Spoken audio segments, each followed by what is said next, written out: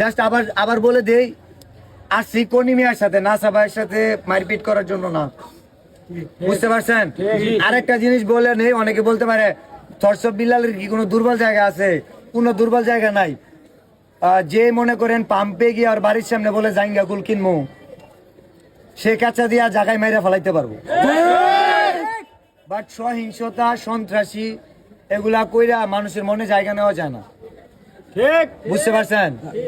আমি চাই নাসা ভাই ভবিষ্যতে যদি কখনো ঝগড়া টগড়া করে এইসব জিনিস ব্যবহার যাতে না করে। আজ পর্যন্ত কন্টেন্ট ক্রিয়েটাররা বিশৃঙ্খলা আছে, বাট ডিরেক্ট হাতে অস্ত্র নেওয়া বা এরকম কিছু নাই, যেটা নাসা ভাই করছে। অনেক মানুষ তার প্রতি ক্ষিপ্ত, অ্যান্ড তার রেগে যাওয়ার কারণও আছে অনেকগুলো। খুব সহজ করে বলি, সেলফ স্টিক, ওটা অনেকে আত্মরক্ষার জন্য ব্যবহার করে। আপনারা ক্ষমা করবেন কিনা জানি না, তবে আমি আমার জায়গাতে ক্ষমা করে দিচ্ছি। কারণ আমি আমার ভালোবাসার মানুষদের এবং সেই সাথে শেরপুর জেলার প্রত্যেকটা সচেতন নাগরিকদের বলি, নাসা ভাইয়ের সাথে যা হয়েছে পরবর্তীতে আর কিছু যেন না হয়, কারণ গ্যাঞ্জাম করলে গ্যাঞ্জাম হইতেই থাকে, এক সময় এটা পরিবার পর্যন্ত গড়াবে, বুঝতে পারছেন? আমরা অত দূর না যাই, এখানে শেষ করি।